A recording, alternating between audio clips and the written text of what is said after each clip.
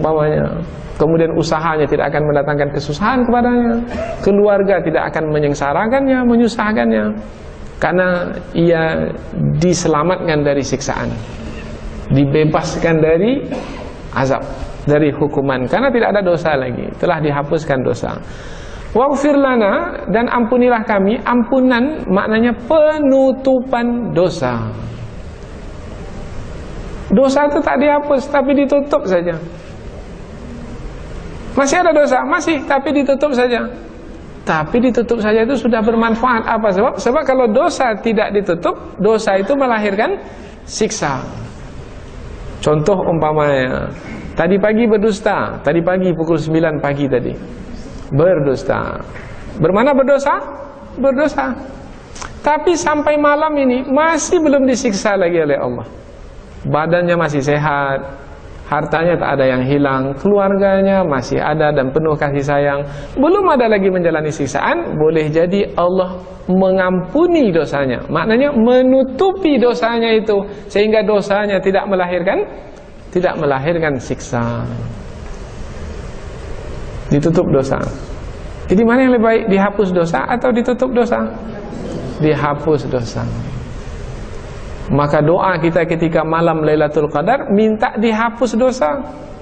Allahumma innaka afuwun tuhibbul afwa fa'fu anna. Ya Allah, sungguhnya Engkau Maha Pengampun, menyukai kepada ampunan. Ya Allah, sungguhnya Engkau Maha Pemaaf, menyukai kepada kemaafan. Maka maafkanlah kami ya Allah, fa'fu anna. Minta dihapuskan dosa. Minta ditutup dosa juga bermanfaat sebenarnya. Bermana ada peluang bagi kita untuk bertaubat kepada Allah. Mudah-mudahan dengan taubat tersebut, sebelum kita disiksa, Allah pula telah maafkan. Akhirnya tak jadi kita disiksa. Jadi dua-dua kita minta. Dosa dihapuskan kita minta, dosa ditutup pun juga kita minta. Di dalam duduk antara dua sujud, kita ada berdoa. Doa kita pertama, minta ampun. Rabbana, kita doa, Rabbi ufirli, ya Allah ampunilah aku. Minta tutup dosa. Warhamni, wajiburni, warfa'ni, warzuqni, wahdini, wa'afini, wa'fu anni. Minta maaf. Kita mulai dengan minta ampun, kita akhiri dengan minta maaf. Karena dalam berdoa kita bertingkat-tingkat. Jadi kita minta ampun dulu, minta tutup dosa dulu. Setelah itu akhirnya ujung sekali minta dihapuskan dosa. Tapi dalam ayat ini kita minta hapus dahulu. Wa'fu anna. Barulah kita minta ditutup dosa. Waghfir lana.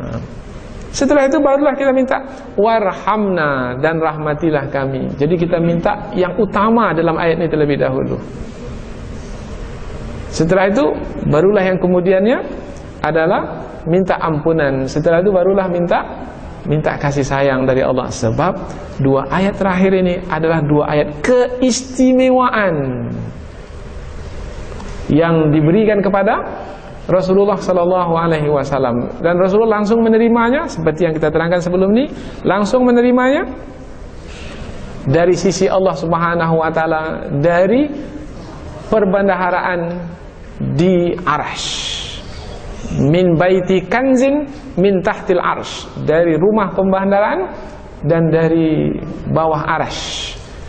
Dan dalam riwayat yang lain disebutkan bahwasanya ayat ini sama-sama diterima oleh Rasulullah dari sisi Allah, dari Arsh, bersama dengan surah Al-Fatihah.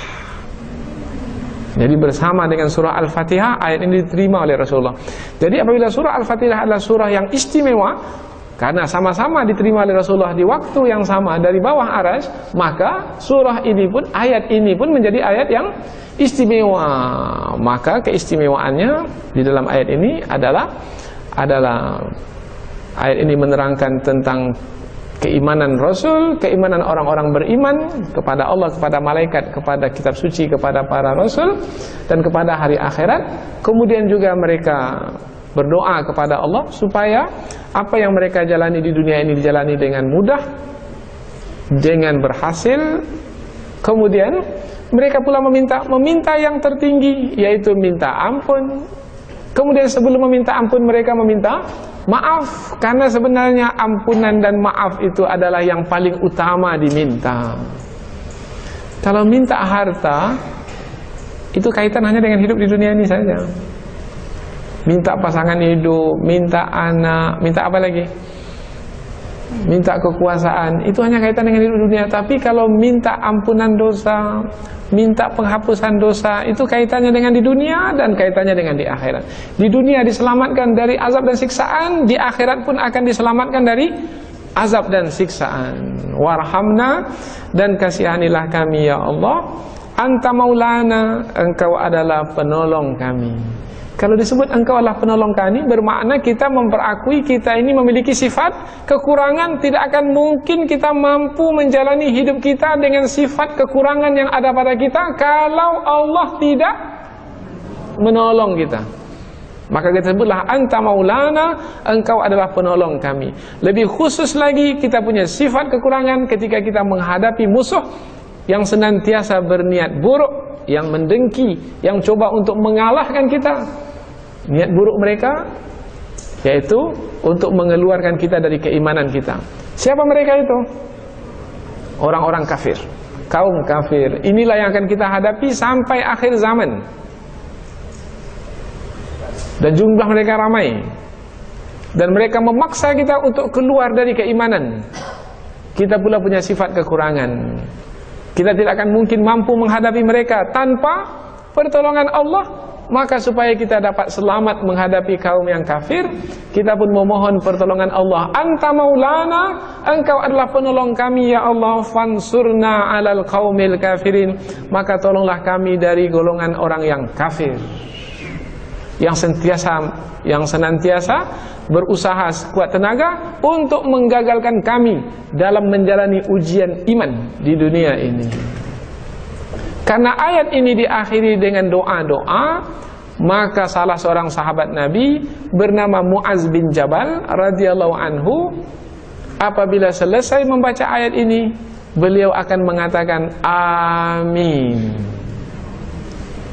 Mengapa beliau mengatakan amin? Sebab ayat ini berupa doa.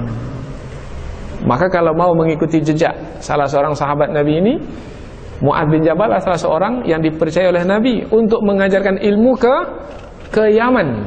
Bermakna beliau adalah seorang yang sangat berilmu. Nah, apabila beliau menetapkan satu sunnah hasanah, yaitu sunnah yang baik, meskipun Nabi tidak menetapkannya,